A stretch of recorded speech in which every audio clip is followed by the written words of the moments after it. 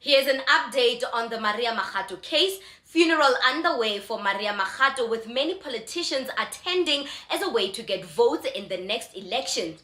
And a white Limpopo farmer and his 2 employees charged with murder of 2 women and dumping their bodies in a pigsty appear in Mankweng Magistrate Court. Hello, my name is Renee Murema and I am your host right here on the African Diaspora News Channel, reporting live from Johannesburg, South Africa.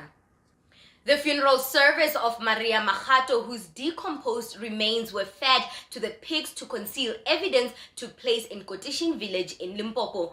Makgato and her friend Kudzai Ndlovu were shot and killed while collecting food at a dumping site on the farm in Zimbabwean. Her eldest son couldn't hold back his tears as he expressed how heartbroken and unsafe they are feeling after his mother was taken in that brutal manner. What stops the farmers from coming back if their bail is granted and finish off the entire family? He said. They are reeling from the pain because not only did they lose their mother, but they lost a breadwinner. So this means they will be back in worse poverty state.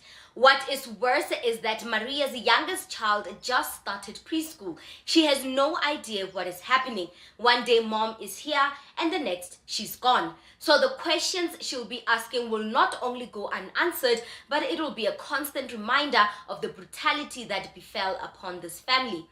You know, this reminds me of the apartheid serial killer story I did about the man who hunted black people, killing black people that were hustlers, that were breadwinners, destroying a family, a generation, leaving nothing but a trail of poverty and trauma.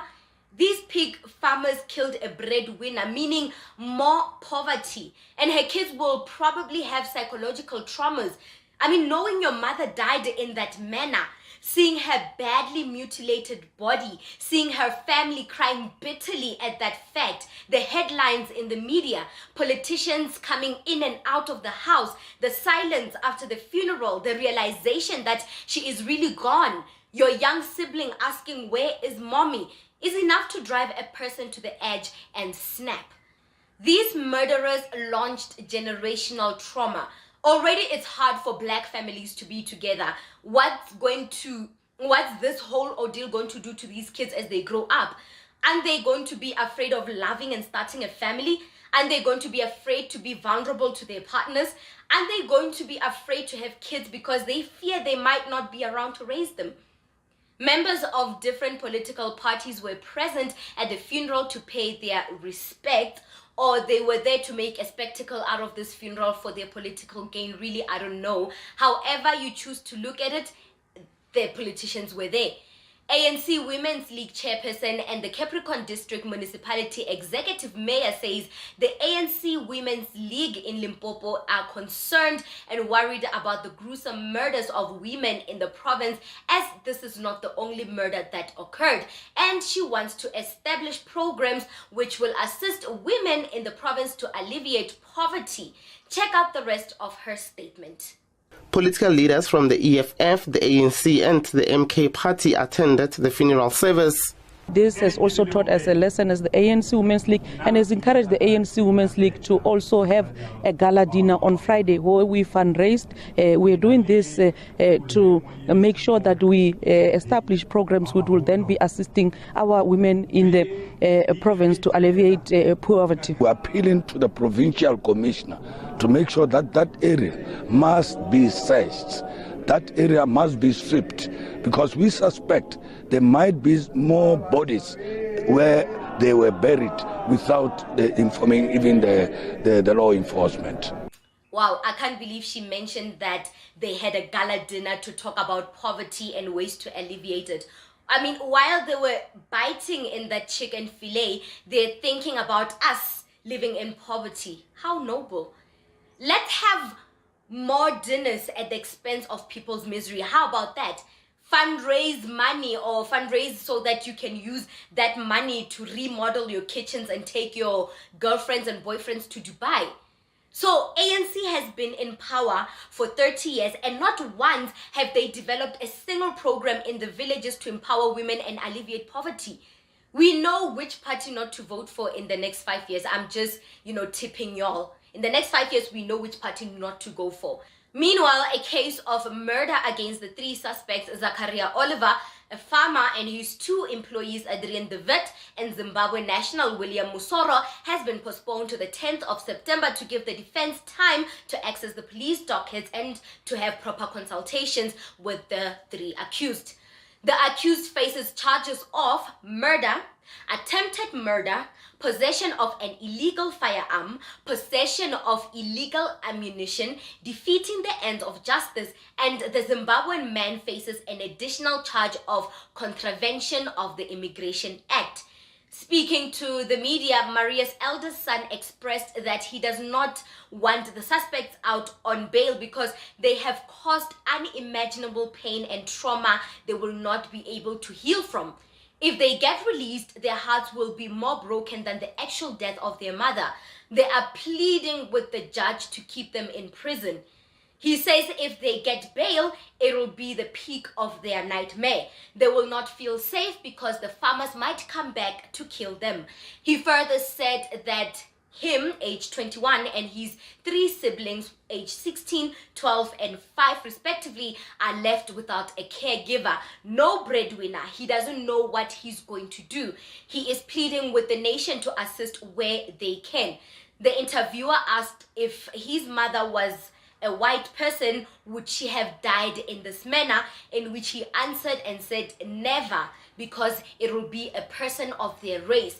They wouldn't have viewed this person as a thief. They probably would have reprimanded her or called the police on her for trespassing. So this is a racially driven murder, and it is heartbreaking and devastating to hear this young man say this. Check out this interview. The victims, the son of Maria Makgato, he has now appeared or coming to come and see proceedings in court. Theo, good morning to you. I know Gore, you've come here to see what happens in court. Today?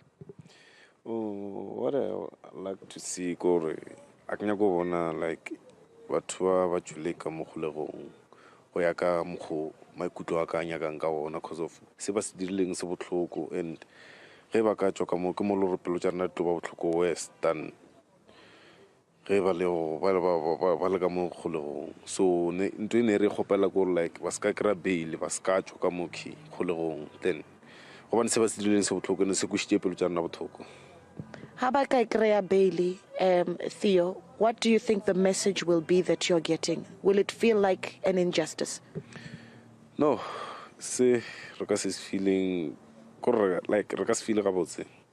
Rokas Robala, because of Lerina, at Lavarga Pocharno, are safe, Gagahono, Fitishama Musodiarnal Fassing, or Lerna, Ogaspalor, no, are Fitishel Fassing. I am so devastated at the manner in which this racially motivated case remains prevalent on farms. There is another case of 2 black men beaten to death by 2 white farm owners. Inhuman working conditions on farms still persist, and some still have torture rooms for our people. This incident is inhumane, and even during the dark days of this country, we never ever heard a case of this nature. And what is frustrating is the accused don't show any remorse while they are in court. They don't show any ounce of remorse. Their face is just unexplainable. Their faces are blank, which is more frustrating. These people destroyed an entire family. They have severed an entire generational link. These kids are traumatized, and your face is blank while you're facing the magistrate court. And another thing that I want to add, I'm probably going to get into trouble for this, but the lawyer is a white woman. First of all, when you hear that a man murdered a woman, first things first, basic instinct, you stay away from those men. But because you're white, money comes first before the emotions of people. Money comes first before the nightmare of people. Money comes first so you can serve your own interests. So as a woman, I am really, really not feeling you. But as a white woman, it explains better. It's in your nature. What do you think about this segment? Comment to us in the comment section below. Don't forget to like and share the broadcast. Subscribe to our YouTube channel. Hit that notification bell so you don't miss these groundbreaking conversations right here on the African Diaspora News Channel. Introducing the African Diaspora News Channel app, your gateway to stories that's overlooked by the corporate mainstream media. And we serve as the voice to the Toubou Black community. Again, we got Dr. Candace Matthews. A lot of these documents, looking at.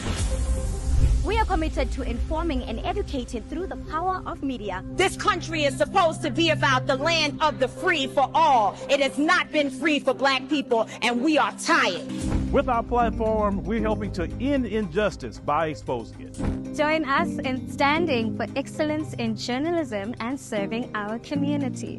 Download the African Diaspora